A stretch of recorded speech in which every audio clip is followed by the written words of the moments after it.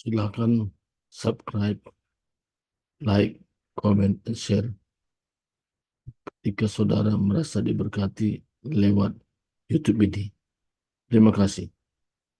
Sudah sejauh mana perubahan yang dia lakukan, ya, sehingga kita dapat percaya. Itu harus, ya, karena kalau kita melihat bahwa kita sudah tidak menghakimi, tetapi sudah memberikan kesempatan dengan cara mengampuni, itu kan berarti memberikan kesempatan dan melihat orang yang kita ampuni itu, ya, mengambil langkah pertobatan yang sungguh, maka jalinan kerjasama sudah mulai terbangun. Ada benihnya, kita bilang dulu, ya, ada benih. Jadi kalau benih itu belum tumbuh, ya sulit.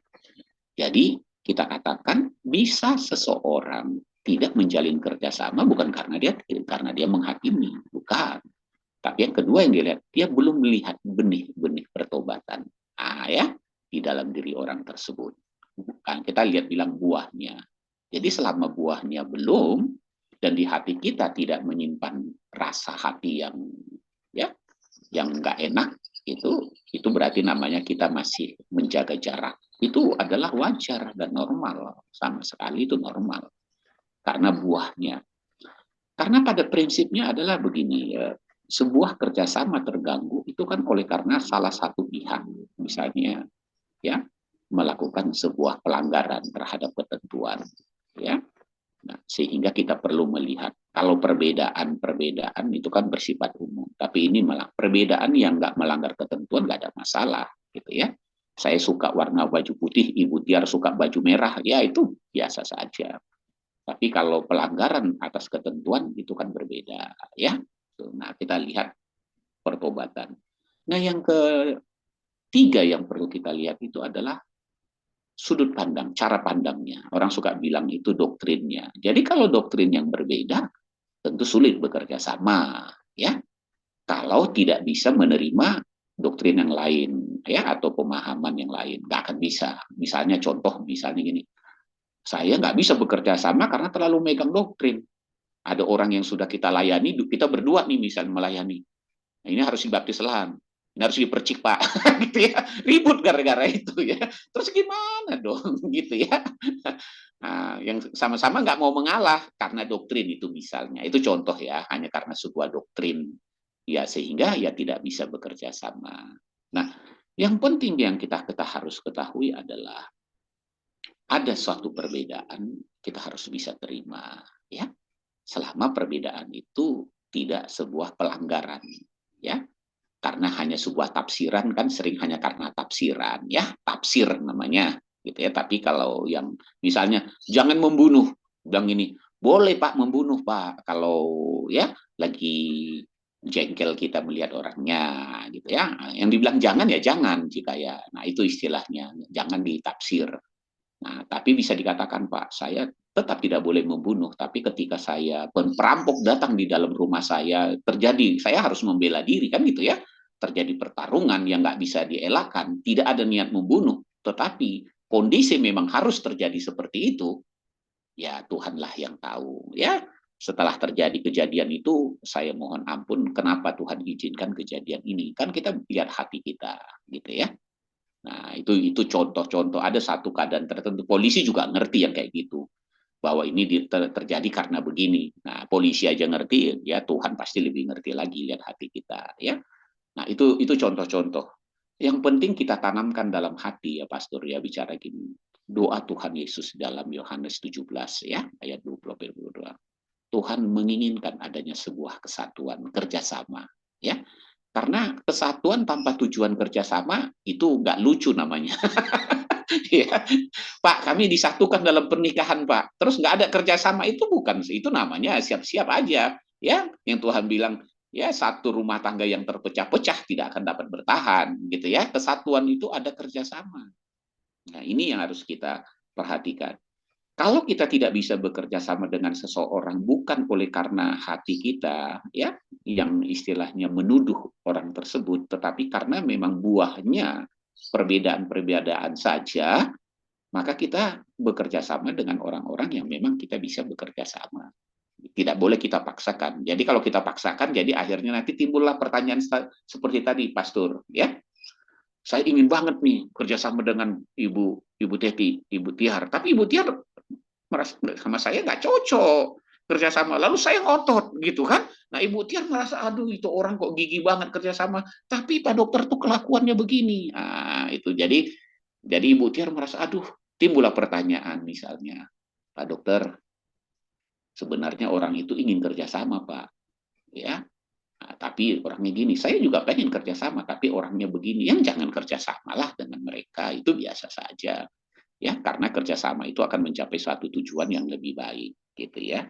Jangan terganggu dengan Filipi 2 ayat 1 dan 2, ya, karena ini harus berlaku kepada kedua belah pihak. Ya, jadi firman Tuhan itu harus berlaku kepada kedua belah pihak, nggak boleh ke satu pihak. MOU itu untuk kedua belah pihak, ya, MOU. Jadi firman Tuhan itu juga berlaku untuk kedua belah pihak. Ya, nah Tuhan yang di atas yang tahu, jadi itu ya. Memang itu dalam Kristus ada nasihat, ada penghiburan kasih, ada persekutuan roh dan lain-lain. Tapi apakah kalau saya tidak bersatu dengan Ibu Tiar dalam kerjasama, apa memang rencana Tuhan gagal? Kan saya bisa kerjasama dengan Pastor Surbakti. Lalu Pastor Surbakti bilang gini, Pak Dokter, Bapak bisa bekerjasama dengan saya, tapi Ibu Tiar kok nggak bisa? Kan dia istri saya, Pak. Ini pusing juga jadinya, betul kan? Nah, begitu.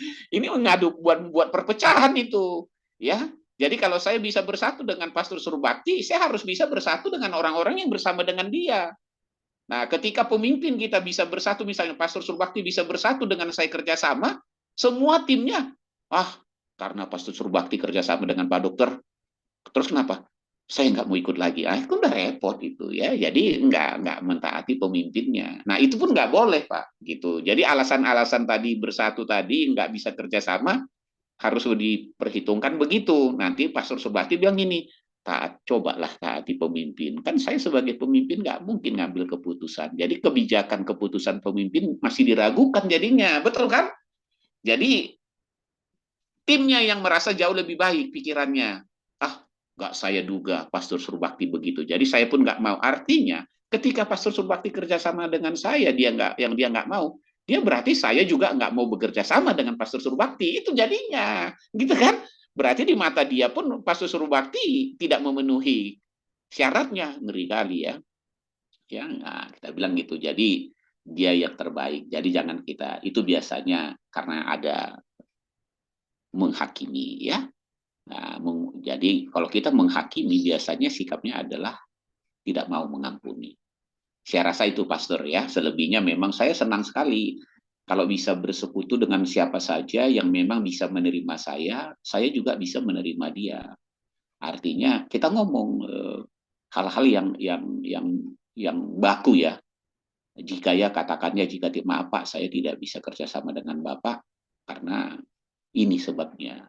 Dan ini sangat bagus sekali dengan firman Tuhan. Gak apa-apa ya.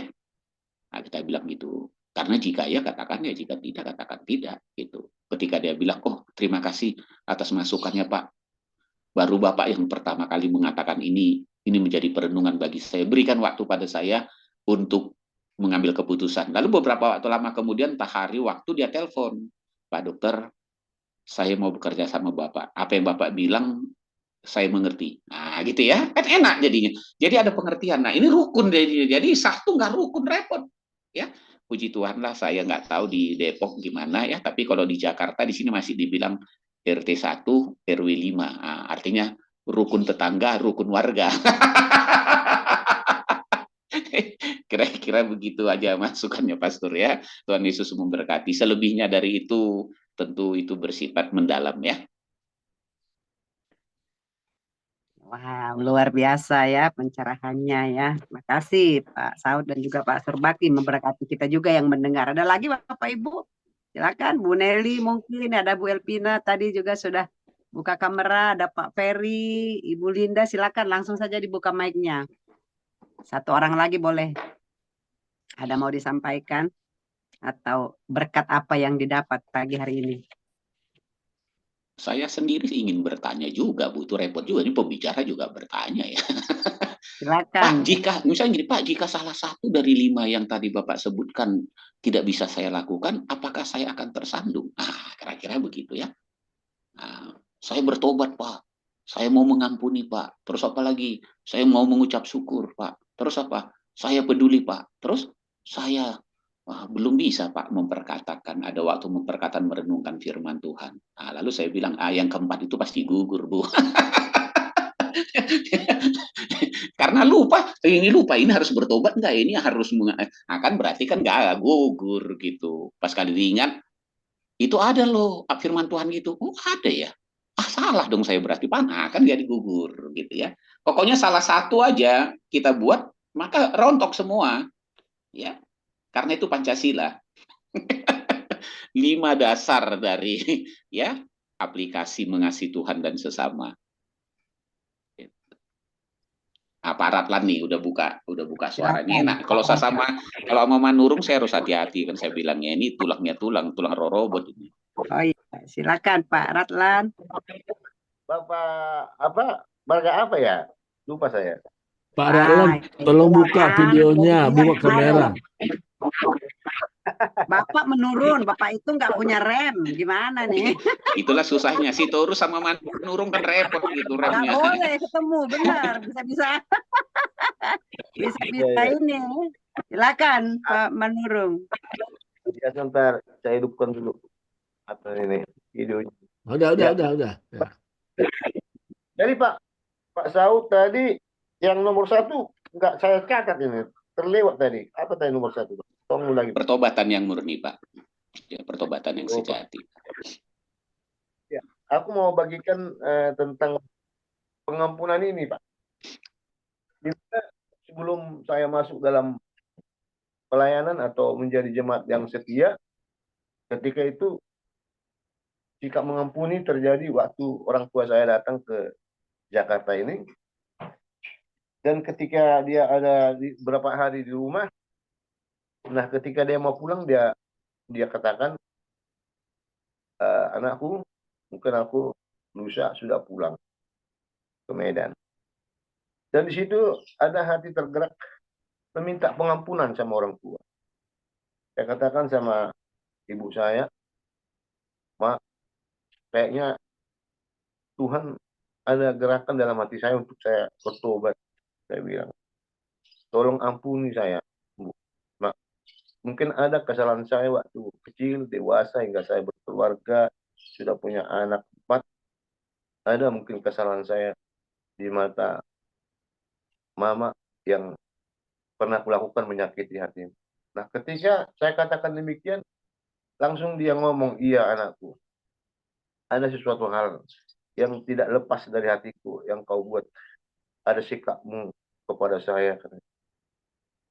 Ketika dia katakan begitu, wah, saya kaget, saya nggak merasa ada kesalahan. Rupanya masalah kecil sih. Nah, ketika dia bilang, ya anakku, saya ampuni kamu. Nah, ketika dia katakan, saya mengampuni kamu, di jantung saya itu seakan ada yang jatuh gitu dalam perasaan saya. Terjatuh. Akhirnya saya peluk mama saya menangis, kami berdua menangis. Ampuni ya anakku, saya sudah mengampuni kamu. Nah, setelah dia pergi, mulai bergelora hati saya untuk ke Tuhan terus.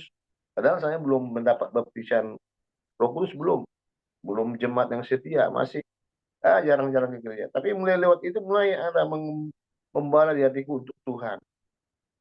Nah, ketika itu saya membeli suatu Alkitab, mungkin di kesaksian saya yang lalu ada itu saya katakan, dan Alkitab itu saya letakkan di atas meja dan saya berdoa kepada Tuhan, Tuhan, kalau Tuhan mau pakai saya, ini bukti saya mau mengikut Tuhan. Ini sebuah Alkitab yang saya beli dengan hasil keringat saya. Saya belum pernah membeli Alkitab, Tuhan, tapi bukti nyata saya mau mengikut Engkau. Ini sebuah Alkitab. Dan kedua, Tuhan, Engkau baptis aku di dalam baptisan Roh.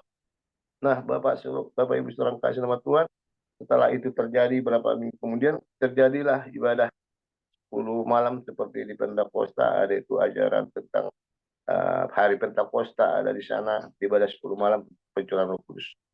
Nah, ketika itu mulailah Tuhan bekerja dan Tuhan mengurapi saya, dan Ketika itu saya bisa berbahasa roh. Dan setelah itu, mulailah terjadilah pekerjaan Tuhan dalam kehidupan saya. Sehingga saya mulai berkata-kata kepada orang, dan orang-orang di sekeliling saya, apalagi di terminal, banyak orang-orang hidup dunia.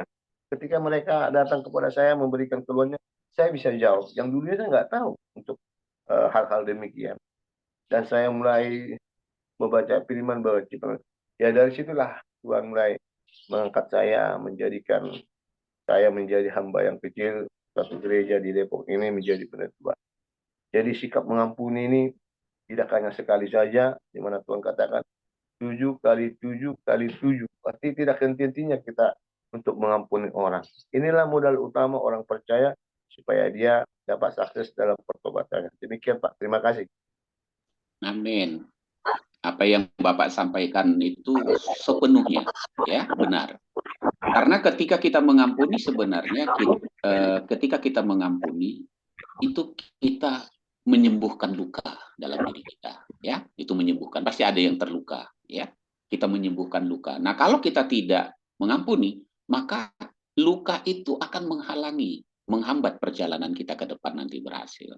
Nah, yang kedua, mengampuni itu juga adalah memberkati orang, ya, memberkati. Kita tidak ingin orang lain terhambat perjalanannya. Tuhan juga begitu, ketika dia disalib, dia bilang, Bapak ampunilah mereka karena mereka tidak tahu apa yang mereka perbuat. Artinya Tuhan Yesus tetap membuka ya pintu kasih karunia-Nya kepada siapapun. Nah, kita juga melakukan hal itu. Nah, oleh sebab itu perlu keterbukaan ya, keterbukaan. Enak sekali ketika kita mengampuni itu sedang memberkati sebenarnya. Jadi yang disebut dengan berkat bukan hanya uang ya, tapi berkat mengampuni itu turunlah dari Tuhan berkat banyak sekali. Kalau memang pada saat itu Tuhan ingin mengurapi kita, urapan pun jadi turun, gitu ya. Kalau Tuhan ingin memberikan kesembuhan, kesembuhan pun jadi kita miliki. Keuangan juga kita miliki, gitu ya.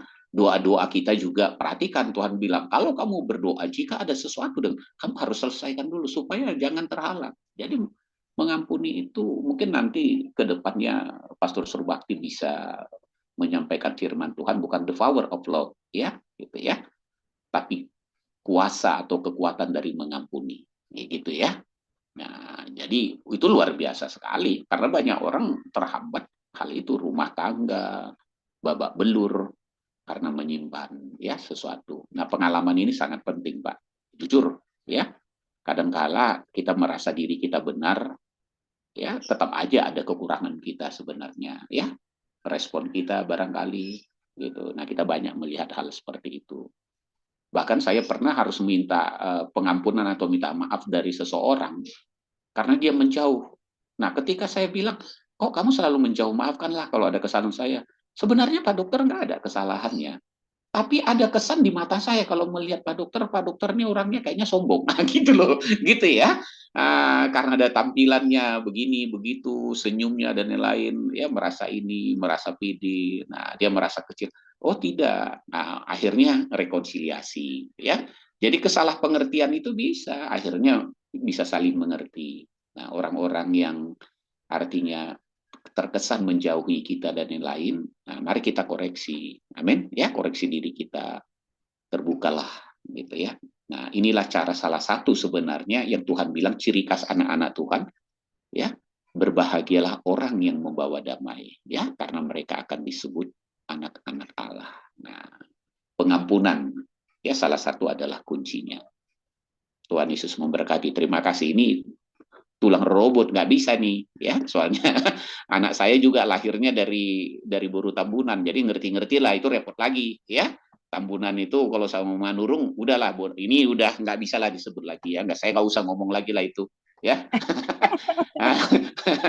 Nah, kira-kira begitu. Tuhan Yesus berkati ya Pak ya. Pak Ratlan ya, dari sini saya panggil Pak Ratlan aja lah biar lebih santun. Nanti mereka bilang itu tulang, karena di Jakarta banyak orang lahir tanpa tulangnya di rumah sakit. Jadi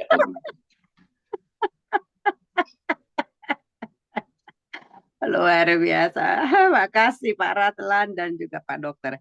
Pak Dokter, tapi saya juga mau ini sedikit ya katakan sharing. Tadi yang keempat ya, peduli atas kehidupan sesama ya. Bagi saya kelemahan saya begini. Kalau memberi berupa barang itu saya pasti memberi yang saya mampu ya. Kalau nggak mampu seperti tadi kata dokter, kalau emang nggak ada ya nggak mungkin dikasih. Nah tapi memberi hati untuk melayani orang, ini saya masih hitung-hitungan ya. Jadi baru-baru ini kami melayani bersama hambanya. Memang ini kalau menurut saya, aduh gitu udah berulang-ulang. Itu lagi masalahnya, itu lagi masalahnya, itu lagi masalahnya gitu. Nah sehingga kemarin itu hambanya bilang, kami habis pelayanan di panti, dia bilang kita melayani lagi, gitu kan?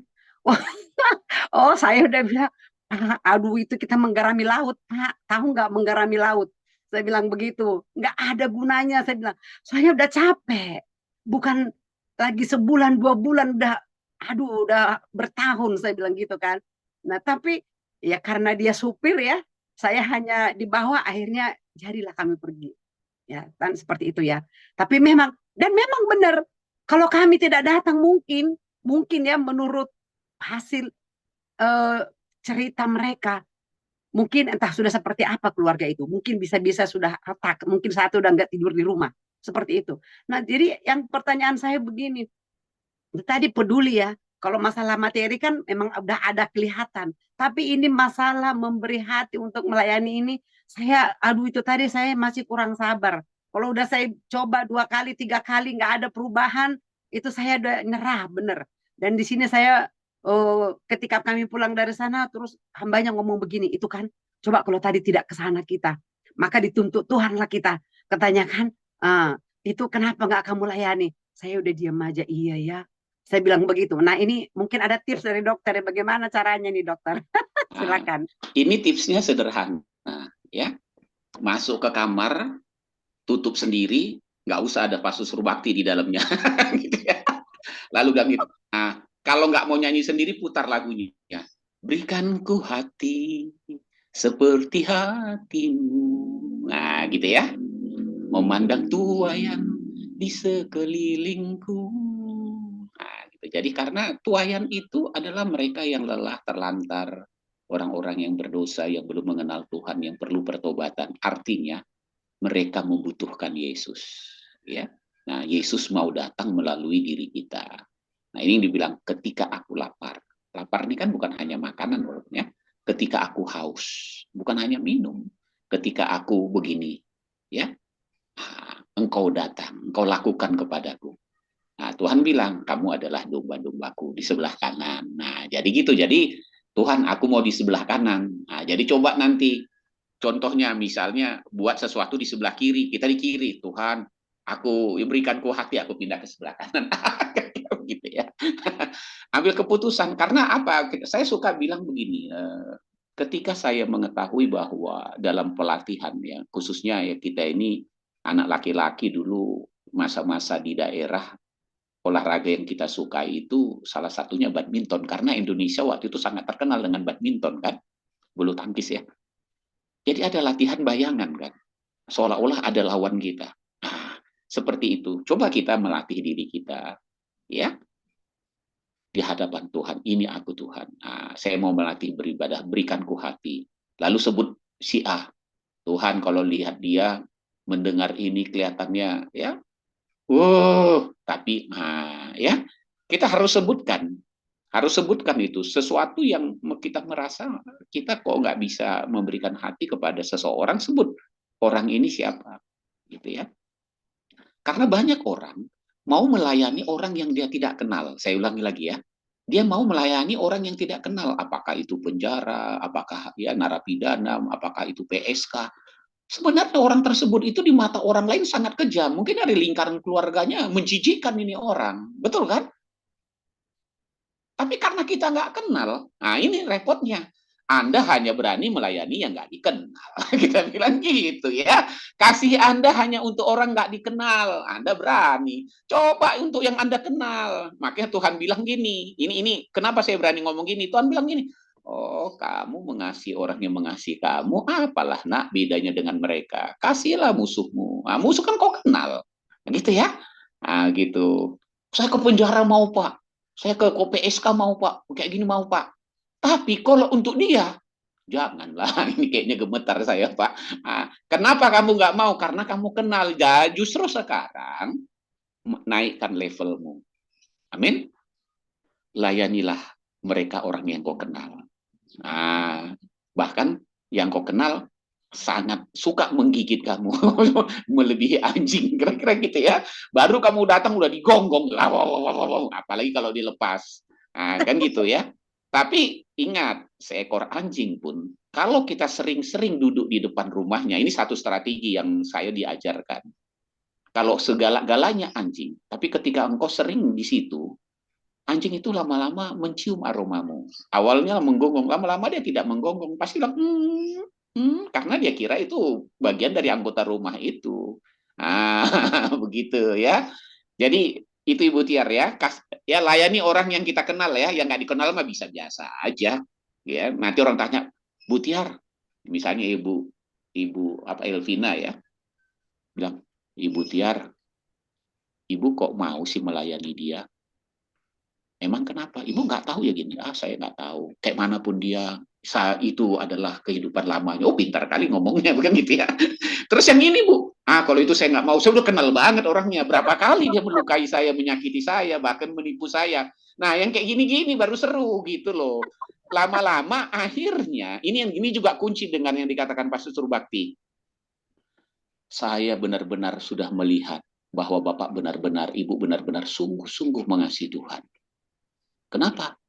Karena Bapak kan tahu berapa banyak telah saya sakiti, saya lukai, gitu ya, sudah saya buat gini.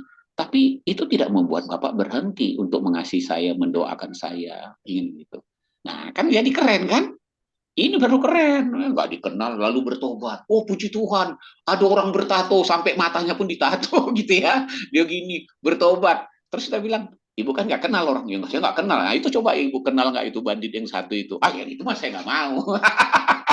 Nah, jelas ya, gitu. Puji Tuhan, Tuhan Yesus terima kasih karena Tuhan Yesus ternyata mau melayani Saulus. Ya, sampai Ananias juga pusing kepalanya. Kan Ananias pusing. Tuhan Yesus yang saya kenal ini orangnya gitu ya lebih parah dari Pak Ratlan katanya gitu kira-kira kan gitu ya. Kan Saulus kan gitu kan. Ananias bilang ini, wah ini yang saya lihat, waduh. Tapi kan Yesus bilang, pergilah ke jalan lurus, aku akan memakai dia. Ya, akan banyak penderitaan yang akan dia lalui. Ya, nah kita kan nggak tahu orang yang nggak kita sukai itu sekarang ini ya masih begitu. Sama Bu, ketika ini saya tambah dikit. Ketika kita melayani ke penjara orang yang nggak kita kenal jahat, akhirnya dia bertobat, orang lain akan bilang gini, gak duga ya orang yang sejahat itu bisa bertobat dilayani Ibu Tiar. Oh gitu, ternyata melayani orang yang nggak dikenal lebih mudah daripada yang nggak dikenal ya Pak. Gitu loh. Karena apa? Saya diurapi Tuhan luar biasa banyak begini, tapi untuk dia saya nggak mau. Tapi Ibu Tiar mau ya, kira-kira gitu ya. Amin. Tuhan Yesus memberkati. Waduh, luar biasa Pak Dokter, hari ini saya benar-benar dikuliti ya. Tapi sebenarnya begini, kami kenal dengan orang itu. Dan menurut saya dia itu menganggap sepertinya selama ini kan dia lebih di atas kita lah gitu ya. Nah, bahkan dia sudah pembicara gitu. Itu yang bikin saya bilang, Pak, ini kita menggarami laut, Pak. Udah Pak, saya udah kayaknya nggak serak gitu kan. Nah, itu yang membuat saya bilang seperti, karena kalau tadi mungkin dia katakan seperti tadi kata Bapak, jemaat biasa, itu mungkin nggak terlalu ini ya, tapi ini memang dia juga memperlakukan dirinya kepada kita lebih high class dengan kita. Tapi kalau kita datang, dia cerita semua dengan ceritanya, dan saya mulai bosan. Saya pikir, saya ini dianggap apa ya? Itu tadi. Jadi saya merasa kayak dia itu main-main gitu loh, Pak Dokter. Iya kan? Dia menganggap dia lebih tinggi, lebih hebat dari kita. Tapi ketika kita datang, ceritanya itu aja. Ini lagi, kemarin begini lagi, kemarin begini lagi. Jadi setiap datang kita mendengarkan keluhan. Nah, itu yang bagi saya itu tadi saya hitung-hitungan. Saya bilang, nah kita itu menggarami ini laut. Saya bilang udah cukup lah. Nanti udahlah biar lo orang lain lah ke sana. Itu benar. Biar lo orang lain aja nanti ke situ. Kayaknya kalau kita nggak mempan ke situ. Nah, saya seperti itu. Tapi pagi hari ini ya saya kembali atau saya dikasih sebuah tips ya itu tadi. justru kalau Anda berhasil memenangkan itu, itu yang luar biasa ya. Jadi membuat saya untuk semangat lagi untuk melayani orang tersebut. Ada beberapa memang ini yang memang itu seperti itu. Mereka lebih ini gitu, merasa lebih hebat, tapi kenyataannya mereka cerita. Tapi itu yang membuat saya begini, kok sepertinya hati nurani itu uh, sudah tumpul menurut saya. Karena dalam waktu bersamaan dia merasa hebat, tapi dia juga menceritakan masalahnya dengan segala keberadaannya yang sampai ke dalam-dalaman gitu loh. Jadi kan menurut saya kok nggak ada pakai logika lagi gitu. Jangankan apa namanya spirit rohani, logikanya aja saya pikir sudah tidak main menurut saya. Makanya saya bilang, udahlah gitu ya. Seperti itu dokter. Ya, jadi saya timpali sedikit itu Iya. kendala dari ibu sebenarnya karena ibu masih ada ruang diisi oleh rasa oleh mereka, ya. Nah, jadi ada rasa itu ibu harus buang, ditutup. Artinya ya apapun mereka dari buahnya, walaupun buahnya nggak bagus, saya tetap ya melayani dia, tidak terpengaruh. Nah, jadi karena ada rasa tadi ibu itu jadi penghalang, ya. Nah, jangan ada rasa. Rasa yang ada dalam kita, Tuhan mengasihi dia, Tuhan ya membawa saya untuk menyatakan kasih kepada, apalagi kalau kita sudah tahu buahnya tidak sesuai. Jangan jangan merasa bukan minder ya, jadi merasa nggak nyaman, bahkan terkesan menghakimi ketika titelnya banyak ya, entah titel apapun itu ya, dia jadi pembicara, jadi begini dan lain-lain gitu. Kita lihat saja dari buahnya gitu ya. Kalau buahnya baik, ya kita akan mendapat berkat dari dia, ya saling berbagi. Kalau buahnya tidak baik, maka kita akan menjadi teladan bagi dia. Kira-kira itu aja, ya Bu ya. Jangan ada rasa. Mungkin Pak Ya, Dokter saya mungkin tambahan sedikit kenapa saya tidak jemu-jemu. Karena ya seperti kami punya cucu ya dari anak perempuan namanya si Jiu. Si Jiu ini kan kadang-kadang dia merasa lebih hebat daripada opungnya kan gitu. Nah, sini bolang sini, aku bisa bikin kapal-kapal loh. Ini, oh gimana? Nah artinya saya memandang orang itu seperti anak-anak yang perlu dibimbing. Walaupun dia merasa lebih hebat, ya itu kan perasaan dia. Tapi kenyataannya kan kita lihat dia belum bisa bertanggung jawab. Nah, jadi kita bagaimana supaya orang yang bertanggung jawab dalam keluarganya, ada nilai-nilai rohani yang bisa tampilkan begitu. Jadi kalau saya orang hanya bisa bicara, ya seperti cucu tadi, merasa hebat, bisa bikin kapal-kapalan, dia ngomong sama opungnya atau bolangnya kan, oh ini bolang begini, sana begini, diajarin bolangnya tuh opungnya, bisa anggap ya, oh iya memang namanya, ya cucu kan biasa begitu menunjukkan kepintarannya kan, tapi bukan berarti pintar enggak, tapi justru disitulah kesempatan membimbing dia gitu. Itu dokter, Tuhan berberkati. Puji Tuhan, benar itu Pak. Ya, jadi kalau ke dalam dunia kedokteran, saya suka bilang gini, mungkin dalam rohani perlu dipikirkan ya, recovery personal plan ya, atau ya recovery mission, ya itu penting ya. Jadi bukan restorasi, recovery mission, artinya misi untuk memulihkan. Nah, itu membutuhkan tantangan. Jadi misalnya pasien kita kan berbeda-beda. Ada yang umum sikapnya, ada yang karakternya gini, ada yang gangguan kejiwaan. Nah, kalau dokternya atau tenaga kesehatan yang mudah tersinggung, merasa nggak nyaman pilih-pilih, ya dia akan bilang gini, saya mau jadi dokter kulit saja, gitu ya. Ya, saya nggak mau yang dokter kejiwaan. Nah, orang-orang sakit jiwa kan aneh-aneh gitu ya. Tetapi kita sebagai pekerja Tuhan ya atau perpanjangan tangan Tuhan, kita harus bisa siap menerima. Ya, tapi itu memang tidak mudah. Belajarlah menerima ya orang-orang yang memang memiliki ciri khas tertentu. Ya, kalau seperti Ibu Nelly mah gampang ya. Misalnya kita ngomong Ibu Nelly, nggak usah kita bilang bangun, dia udah bangun sendiri kan gitu ya. Artinya gitu. Nah, itu keistimewaannya. Tetapi kan nggak semua orang seperti itu. Kira-kira begitu. Nah, jangan kita bilang bawa firman Tuhan, nasihati. Udah jelas namanya kan Ibu Lydia Lalang. Jangan nanti ketemu Ibu Lydia, saya akan menyampaikan ya antara gandum ya, lalang di antara gandum. Nanti dia bilang, ini main-main Pak Dokter nih. Misalnya kan gitu ya. Jadilah gandum, jangan jadi lalang. Ibu Lydia bilang, nggak berani bilang amin. Kenapa? Saya kan Lydia Lalang. Kalau saya bilang amin, Mas, saya jadi Lydia Gandum misalnya, kan nggak boleh gitu. Itu contohnya seperti itu ya. Kayak saya sih Torus, jangan Torus aja, harus Manurung. Kalau gitu kita minta ada bukit-bukit di situ atau Tambunan biar berhenti remnya pok gitu ya.